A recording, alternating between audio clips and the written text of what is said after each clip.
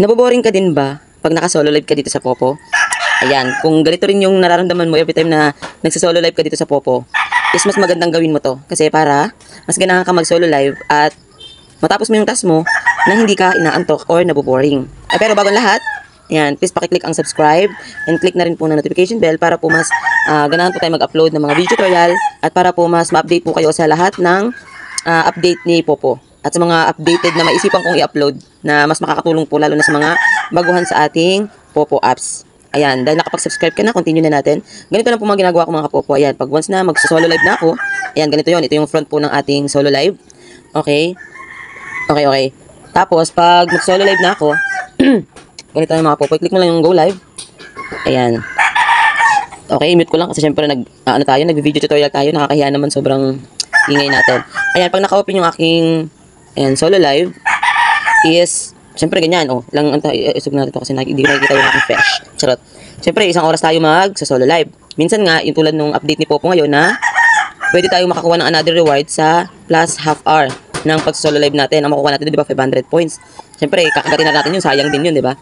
Tapos, ayun, mga kapopo, siyempre, sa 1.5 hour or sa 1 hour natin na pag-solo live, is sobrang nakakaantok, nakakaboring, sobrang haba ng 1 hour, tsaka 1.5 hour pa. Ngayon, kasi nag-solo live ako, ito yung talagang ginagawa ko.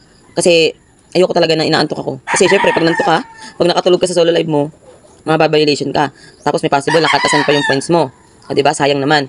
Kung ayaw nyo mangyari sa inyo yun, ayaw nyo makatulog, ayaw nyo mabiolation, baka at may possible din maban din yung solo live nyo.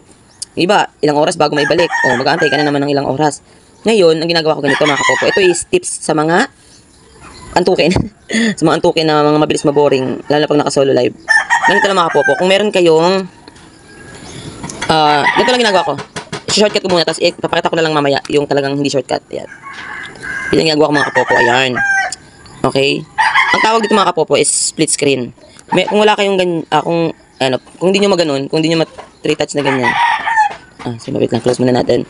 Kung hindi nyo magawa yung 3 screen na yun, punta lang kayo sa inyong dito. Ayan. Tapos, hanapin nyo ang split screen mga kapopo. Ayan. Split screen. Pag nakita nyo na split screen, ayan. Okay? Pwede kayong pumunta sa Facebook. Ayan, habang nagla-live kayo, pwede kayong mag-Facebook. Ayan, nakita tayo mga mga friendship ko. Ayan, ulit yun, diba? Sana all. Ayan, pwede kayong manood mag-Facebook. Pwede kayong mag-post dito. Or pwede kayong manood lang. Basta ganyan lang mga kapopo, pwede nyo gawin yun. Ay, akalok. Tapos, ayun. Ayun yung mga Facebook friend natin. Ngayon, pwede rin kayong pumunta sa YouTube mga kapopo. Kung talagang gusto niyo manood ng mahaba-habang mga movie, pwede kayong mag-YouTube. Talagang ganito ginagawa ko mga kapopo para malibang ako sa pag-solo live. Siyempre, ang mga pinapanood natin, 42 minutes. Diba?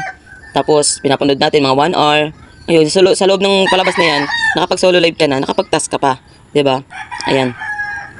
Okay. Ganun lang ginagawa ko mga kapopo. Sa mga nagtatanong dyan, kasi may nagtatanong sa akin, bakit daw nakakapag-task ako everyday? Diba? Siyempre, wala daw ba akong ginagawa everyday? Meron naman mga kapopo. Busy rin naman tayo bilang nanay, bilang housewife. Busy rin tayo sa gawaing bahay.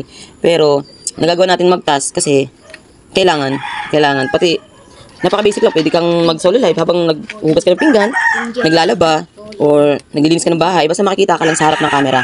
Makikita lang ni Popo o ng screen ni Popo ang mukha mo sa camera. Pwede lumingon-lingon ka lang. Halimbawa, nagsa-solo live ka.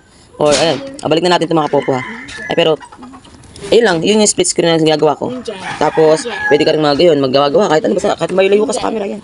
Tapos nakikita ka, okay lang yun mga kapopo. Sobrang makakatulong na yun para sa ating pag-solo live. Ayun, hanggang dito na lang ating video for today mga kapopo. Kailangan nyo lang maging sa ating Popo live. Kumbaga, consistent. Tapos, syempre, gusto mo maka-withdraw kaya kailangan matyaga ka. Matiisin. Tawag dito. Basta yung hindi pala boring ba. Gawa ka ng paraan para hindi ka maboring. Okay? Para matapos lang natin yung task natin everyday. Sayang kasi, 100,000 points din yan every 1 hour, diba? Ayun, hanggang dito na ating video tutorial for today's video.